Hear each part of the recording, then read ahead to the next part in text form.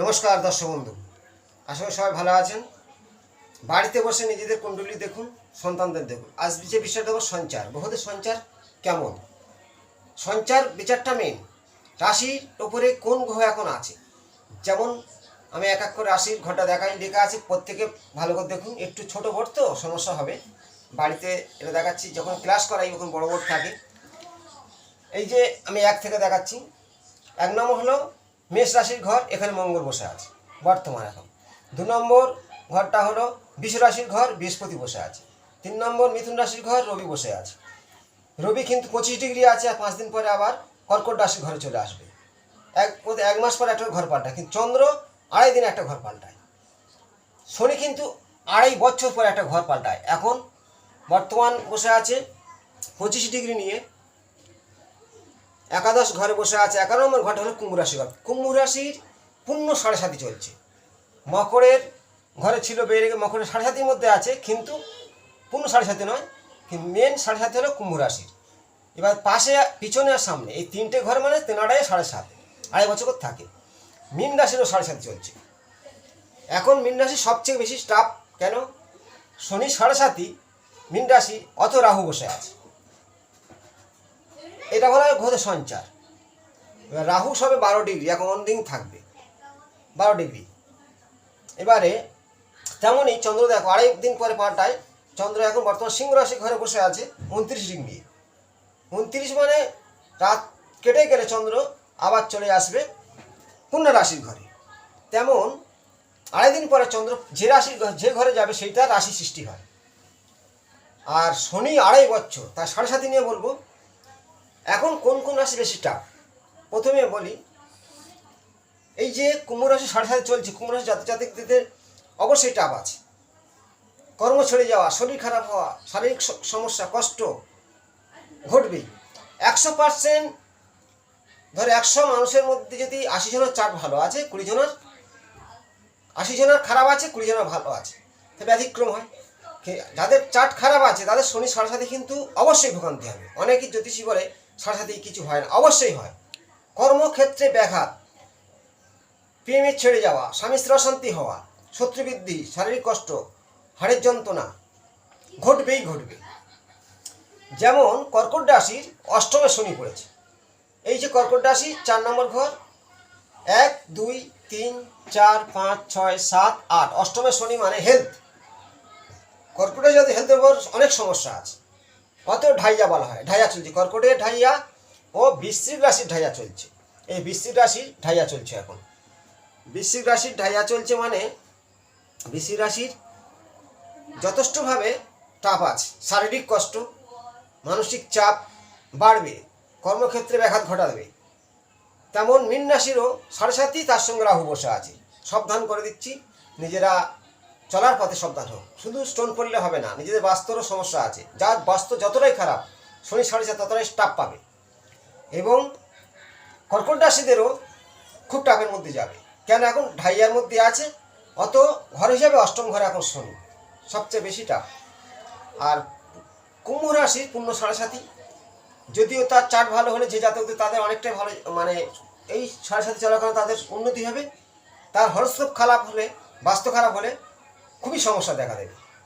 তাহলে আমি যেটা বোঝাচ্ছিলাম ডিগ্রি, এই যে বৃষ রাশি ঘরে বৃহস্পতি আছে 16 ডিগ্রি, এখন 30 ডিগ্রি বয়স, 14 ডিগ্রি হলে তবে সে পার হবে। যেমনই চন্দ্র 29, রাত পারই পার। রবি আছে এখানে 4 নম্বর ঘরে, তোমার বুধ আছে 20 ডিগ্রি, আর শুক্র আছে 5 ডিগ্রি। এরা এখন থাকবে, যদি এদের বয়স বেশি নয়। 42 দিন, 1 মাস এদের ডিউ, 45 দিন। যেমন রবি 1 মাসের ডিউ। রবি হচ্ছে যে কোনো ঘরে থাকলে, যে রাশি ঘরে থাকবে 1 মাস পর পাল্টাবে। যেমন এই মিথুন রাশির ঘরে রবি বসে আছে 25 ডিগ্রি নিয়ে, 5 দিন পরে রবি চলে আসবে কর্কট রাশির ঘরে। এটা বলা হয় সঞ্চার। তার তেমনই সেই ফলগুলো দান করে থাকবে। ডিগ্রি অনুযায়ী সেই গ্রহর প্রভাবগুলো তার ভোগ করতে হবে। যেমন এই যে লেখা আছে গ্রহদের সঞ্চার, তাহলে এখন বেশিটা বৃশ্চিক রাশির জাতকদের, মীন রাশির জাতিকাদের, কুম্ভ রাশি জাতক জাতিকদের খুব টাপে চলবে। তার সাথে যাবে কর্কট ও কন্যা, এদের এখন টাপ চলবে কিছুটা। বেশি পরিমাণে টাপ যাবে বৃশ্চিক রাশিদের জাতক জাতিকে সাবধান হওয়া দরকার। বৃশ্চিক রাশি জাতকদের সাবধান হবে এই কারণে, রাশি থেকে ধরলে 1, 2, 3, 4 চতুর্থ ঘর, তাদের মায়ের ওপরও সমস্যা দেখা দেবে। তাদের এমনিতে ঢাইয়া, বৃশ্চিক রাশির শনির ঢাইয়া চলছে, সেই জাতক জাতিকে সাবধান করে দিচ্ছি, নিজেদের সতর্কভাবে থাকতে হবে এবং তাদেরকে নিয়ম মাফিক চলতে হবে। অশান্তির মধ্যে পা দেওয়া যাবে না। শরীর কিছু হলে সঙ্গে সঙ্গে মেডিকেল ট্রিটমেন্ট করা দরকার। শারীরিক কষ্ট, আর যারা অল্প বয়সী ছেলেমেয়েরা আছে প্রেম ভালোবাসা, তাদের মধ্যেও হঠাৎ দুর্ঘটনা ঘটতে পারে আবেগের বশে, এটাকে সতর্কবাণী। আর শনি সাড়ে মানে যেটা আমি বোঝালাম, পূর্ণ সাড়ে হলো কুম্ভ রাশি এবং মীন রাশি, কুম্ভ, মীন ও মকর। তাহলে এদের এখন সাড়ে চলছে। আর ঢাইয়া চলছে কর্কট রাশির ঢাইয়া আছে এবং বৃশ্চিক রাশির ঢাইয়া আছে। তার সাথে কিছুটা টাপ যাবে কন্যা রাশির। এখন তুলা রাশি যথেষ্ট ভালো, বৃষ রাশি, এইভাবে 3টে করে রাশির হিসাবে সাড়ে ধরা হয়। আগে আর পিছনে শনি যেখানে থাকবে তার আগের ঘর পিছনের ঘর। আর সাড়ে যে প্রভাবটা বলতে চাচ্ছি, প্রত্যেককে সাবধান করা, যে নিজেদেরকে ন্যায় পথে থাকা, এটা নিয়ে তো বোঝালাম। এবার আমি দেখাবো এখানে একটারই এজিবিজি হয়ে গেছে লেখাগুলো, এই গ্রহদের সঞ্চারগুলো। যেমন বৃহস্পতি বিশ্বরাশি বসে আছে 16 ডিগ্রি নিয়ে, মানে পূর্ণ শক্তি ধরবে।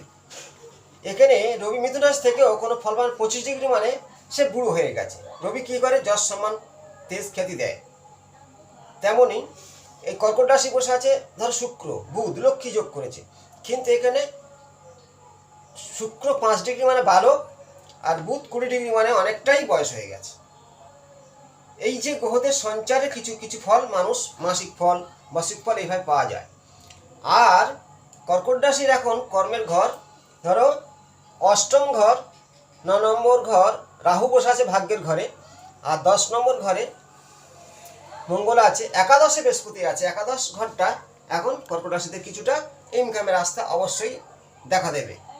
এই ধরনের রাশিচক্রের সঞ্চারদের বিচার করা হয়। কিন্তু আজ যে বিষয়টা আমি আপনাদের তুলে দিচ্ছি, 3টে রাশিকে আমি সাবধান করছি, বৃশ্চিক, মীন আর কুম্ভ, তার সাথে যুক্ত কর্কট। সাবধানতা অবলম্বন করা, নিজেকে গুটিয়ে রাখা, অশান্তি না পা দেওয়া, শরীর ট্রিটমেন্ট রাখা, কর্মক্ষেত্রে বারে বারে ব্যাঘাত, যারা প্রেমের মধ্যে যুক্ত, আবেগের বশে কিছু না হওয়া উচিত, মানে কোনো খারাপ না ঘটা, প্রেম ছেড়ে যাওয়া, কর্মক্ষেত্রে ব্যাঘাত মানে কর্ম ছেড়ে যাওয়া। বৃশ্চিক রাশি এতটা ভালো মতো হাড়ে টের পাচ্ছে তাদের ঢাইয়াতে কতটাই টাপ যাচ্ছে। আমার কাছে অনেক ফোন করছে, আমি বলছি আপনার কি বৃশ্চিক রাশি? বলে হ্যাঁ, বৃশ্চিক রাশি এত সত্যি টাপ, মীন রাশি জাতকদেরও। আর শনির সাড়ে নিজের ঘরে বসে আছে একাদশ ঘরে, কিন্তু সবার ক্ষেত্রে শুভ নয়। তার হরস্কোপ যদি আরও অন্য অন্য গ্রহ সংযুক্তভাবে খারাপ নেগেটিভভাবে থাকে। এই যে সঞ্চারটা দেখালাম, আরেকবার বোঝাবো।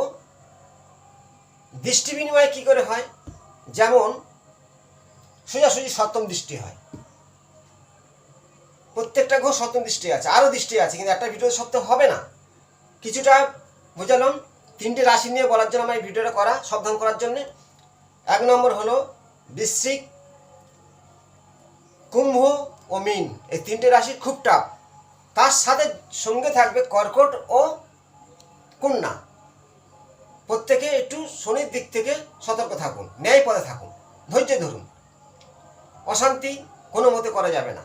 কর্মক্ষেত্রে ব্যাঘাত, কাজ যে যা করছে ধরে থাকবে, কাজ ছেড়ে গেলে কাজ আসবে না, মানে জব ছেড়ে যাওয়ার ভয় খুব শনি সাড়ে। অনেকে শনি সাথে নিয়ে অনেক জ্যোতিষরা বলে কিছু হয় না, অবশ্যই হয়। আমার কাছে যথেষ্ট আমার ক্লায়েন্টরা ফোন করে জানাচ্ছে যে সমস্যা তাদের সেই রাশিগুলো দেখছি, কুম্ভ আছে, মীন আছে, বৃশ্চিক রাশি আছে, তার সাথে কর্কট যুক্ত আছে। এই এই জাতকদের খুব টাপ যাচ্ছে, একমাত্র শনির প্রভাব। আজ শনি নিয়ে আমি এতটা বুঝলাম। রাহু মীন রাশিদের ওপরে বেশি প্রভাব পড়বে, রাহুর একটা আছে। যাই হোক, পরবর্তী অংশে আবার আমি কিছু তথ্য নিয়ে আপনার সঙ্গে তুলে ধরবো। প্রত্যেকে এই ভিডিওটা শেয়ার করুন, লাইক করুন, কমেন্ট করুন। এবং আমি যে দেখাচ্ছি ছকগুলো করে একটু ভালো করে, ছোটো বোর্ড তো, এই যে এটা হচ্ছে কি, ধরো আমি দেখাচ্ছি, এই ধরো 1 নম্বর ঘর, এটা হলো মেষ রাশির ঘর। এখানে মঙ্গল লেখা আছে, এখানে মঙ্গল এখন মেষ রাশি বর্তমান বসে আছে। বৃষ রাশির ঘর, বৃষ রাশির ঘরে বর্তমান বৃহস্পতি আছে, 16 ডিগ্রি নিয়ে আছে, এখন থাকবে। এই যে মিথুন রাশির ঘরে রবি বসে আছে 25 ডিগ্রি নিয়ে, আর 5 দিন পরে চেঞ্জ করে কর্কট রাশির ঘরে চলে আসবে। রবি হচ্ছে কি 1 মাস থাকে একটা রাশির উপরে। তাহলে এই যে ডিগ্রিগুলো অনুযায়ী সেই গ্রহদা সঞ্চার করে করে যায়, কিন্তু রাহু বিপরীতভাবে যায়।